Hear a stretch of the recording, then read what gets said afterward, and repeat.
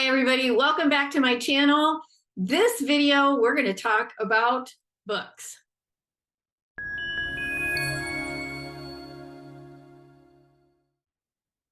Hi, everybody. I'm Julie Hirt. I'm a certified soul level animal communicator and certified soul level intuitive coach, and I am also a bookworm. I love books. I love books. I cannot get enough books. It's what I swear, if I could bathe in books, I would absolutely bathe in them. So I've been reading, of course, a lot, and I haven't actually done a video about some of the books that I've been reading because they've been so good and so meaty and juicy. I'm like, I'm going to take these, section by section and do all this. And then, of course, I have all these other ideas and it never happens. And so now I'm just like, you know what? Y'all need to know about these books. So we're just going to talk about these a little bit, give you a little flavor to some degree, and then we can always dive into them a little bit more if need be. And here's what's super cool.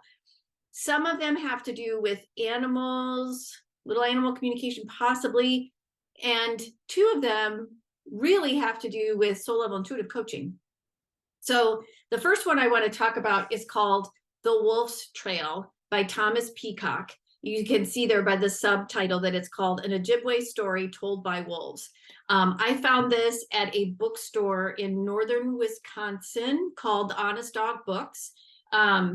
And I picked it up. I always love to go into an independent bookstore, and then whatever book talks to me, that's the one I buy. And this one talked to me, and I'm so glad it did, because it's so moving and it's so phenomenal.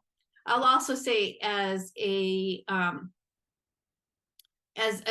human, white, privileged, all this, Western, coming from Western European descendants, it's also heartbreaking, frustrating, maddening, saddening, all of that too, because we've lost, what we have done, what we've lost, what we instigated is to some degree shows up in here. It shows up here a lot, and it's really hard. However, it is so beautifully written. The story told from the point of view of wolves, of the first humans, Native Americans, and then the new humans or the second humans. And how with the first humans, there was a connection where the animals and the first humans worked really together. And then the creator had them go their separate ways. And then later on, the second humans, meaning us, Europeans that came over, then we arrive, and just the different things that took place. But the lessons that are in here are just they're really poignant. I really enjoyed this book, and I have already given it away as gifts, and I plan to give it away as more gifts, but I want to hold on to my copy and read and reread. I've got many pages in here are dog-eared. So I absolutely love this book, and you learn a lot just about how to like this particular culture, Ojibwe, their stories. It's also, if you read stories from other Native American cultures, you can see absolutely similarities, which, don't you know, if you look across all of, I don't want to say Native culture is religious. That's not what I'm saying. But however, when you look at like Christianity, Islam, Buddhism, you can see similarities, right? There is a message, and that's also predominant here. So I highly recommend The Wolf's Trail, An Ojibwe Story Told by Wolves, a novel by Thomas Peacock. Pick that one up. Okay, the next book is, and I've been wanting to talk about this one for so long, since I first heard him speak about it on Elise Lunen's podcast called Pulling the Thread, which is, if you don't know, my favorite podcast. And I'm also reading her book. So we're going to talk about her book, which is called On Our Best Behavior, in another edition, because I'm not done with it yet, but oh my God. Anyway, so this one is called The Myth of Normal: Trauma, Illness, and Healing in a Toxic Culture. It was written by Dr. Gabor Mate with his son, Daniel Mate. It is pretty thick. It is pretty, it's not hard to read. It's got a lot of really good information. If you're not familiar with Dr. Gabor Mate, he has really worked with people who have addiction, and trying to get to really the crux as to why. What is it about yourself from an emotional, wounded trauma perspective that leads you to addiction? And we all have addiction, and we all have trauma. We all have trauma. It can be big T trauma. It can be little t trauma, which he talks about what those mean in this book. My biggest takeaway was that he has a whole system called compassionate inquiry. And of course, they're licensed counselors and psychologists. What's so cool about it is it's really, really similar to the soul level intuitive coaching process that I was taught, that I follow, and that I share with my clients, really trying to understand why. Why do we have the behaviors in place that we do? Why do we feel the way that we do? What is that we're trying to numb? What negative belief, limiting belief do we have about ourselves that we're trying to numb, that we're trying to escape, that we're trying to get away from? And so there's a lot of really cool similarities and some really good information in here as well. So I just found it fascinating. It's stayed on my desk now for months because I just keep referring to it. I've taken so many notes. I got it from the library, and then I had to purchase my own copy. But again, The Myth of Normal, Dr. Gabor Mate with his son, Daniel Mate. If you see me in real life and you ask me for book recommendations, this will be one for sure. It's just fascinating. So highly recommend it. If you can watch any of the seminars or webinars or anything, he's got a lot of them right now. They're usually anywhere from an hour to a couple hours length, and you can hear him talk about this, or you can see him walk somebody through this compassionate inquiry. It's really cool. And again, I'm not trying to take anything from him. It's really similar to soul level intuitive coaching, and I find it reassuring. I find it validating, and I find some of the work that's in here super helpful. The guides take advantage. I don't take advantage of it. The guides, like, you access those libraries in my mind too when I'm working with clients, so that we can go even deeper and explore what's going on. So, The Myth of Normal, check it out. Super, super cool. All right. The last book I'm going to talk about today actually came about because I watched Dr. Gabor Mate interview the author of this next book and do a quasi session with him live.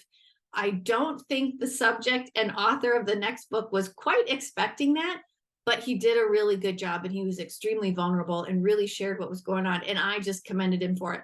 And I will also say, this person that I'm going to talk about next, particularly in my family, has been polarizing.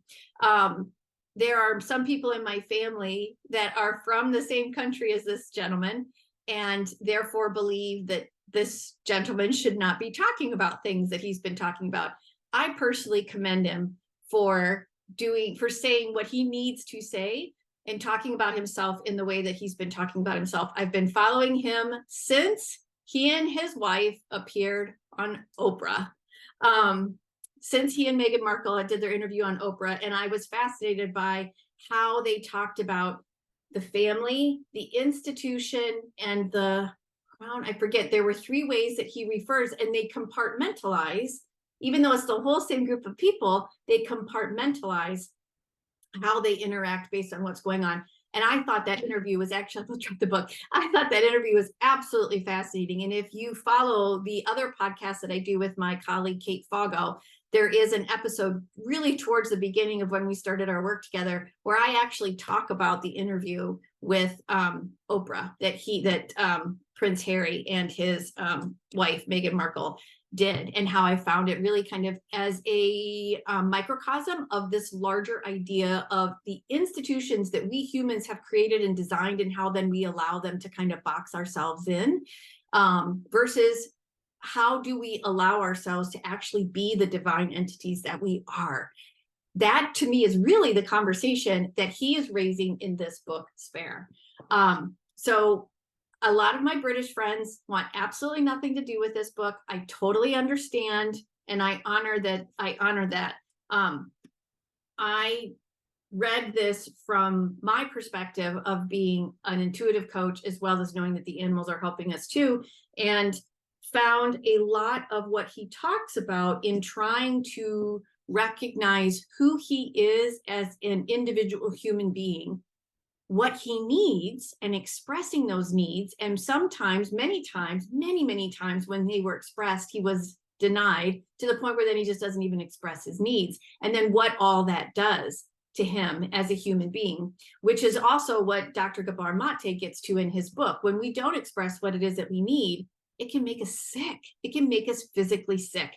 And he talks about that. And that actually really impacts women too. Absolutely, it impacts men, and probably very much in different ways, because we're at a point in our society right now where men are they're having to change so many things, and it's hard to navigate. It's really hard to navigate. So I do have empathy for what's going to happen with them right now. Being a woman and finally having opportunities to say more of what I want to say, that's where I am right now. So anyway, I just found that when Dr. Gabor Mate interviewed him and did a little mini session, that was like, okay, fine, I got to read this book, because I wasn't sure. I was kind of on the fence, but I found it absolutely fascinating. Again, I found it absolutely vulnerable. A very good story. Also, if you were a fan of Princess Diana, I grew up with Princess Diana. I remember, I think I was in either was in high school or junior high. I remember when they got married. I remember her dancing with John Travolta. I remember the day she died and being absolutely bereft. And if I was bereft, can you imagine what her son went through in an environment where that wasn't necessarily talked about? And so I highly recommend this book.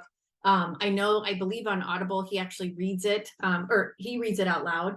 So if you have a chance and want to know more about the human condition in a completely different setting than your own, fantastic memoir. And I absolutely recommend reading that with The Myth of, I'm going to be able to pick this up, The Myth of Normal. I actually recommend reading them both together, because it's just really kind of interesting to see this and then bump it up against what the theories, his practices are in here, and then, or his practices, and then read this through those lenses. So those are the books for this month. 3 really, really good ones. Again, The Wolf's Trail by Thomas Peacock, The Myth of Normal from Dr. Gabor Mate, and Spare from Prince Harry. I would absolutely love it if you would tell me what you think of any of these books. Also, if you have books you want to recommend too that you want to talk about, let me know in the show notes, put them down below. If you would be so kind and subscribe to my channel, share it with friends so that other people can find me, and we can talk about books all day long. It'd be great with me. But tune in again, because I'll be doing more. I've got 2 books on the docket that I want to talk about again on Our Best Behavior from Elise Lunan. And I'm also going to want to talk about Surrender, which is Bono Vox's memoir. So full disclosure, I am a huge U2 fan. They are my favorite band, have been since back in the day, since 1981 to whatever. They're my absolute favorite band. So both of those books I'm reading right now, so we'll come back to those. But these 3 books, cannot recommend enough. If they had more than 5 stars they could give on any of these platforms, way more than that. So if you're friends with me, expect to be getting some gifts too, is all I have to say. Anyway, have a wonderful time reading. Please let me know what you think. Subscribe to this channel and take good care of yourself. We will see you soon.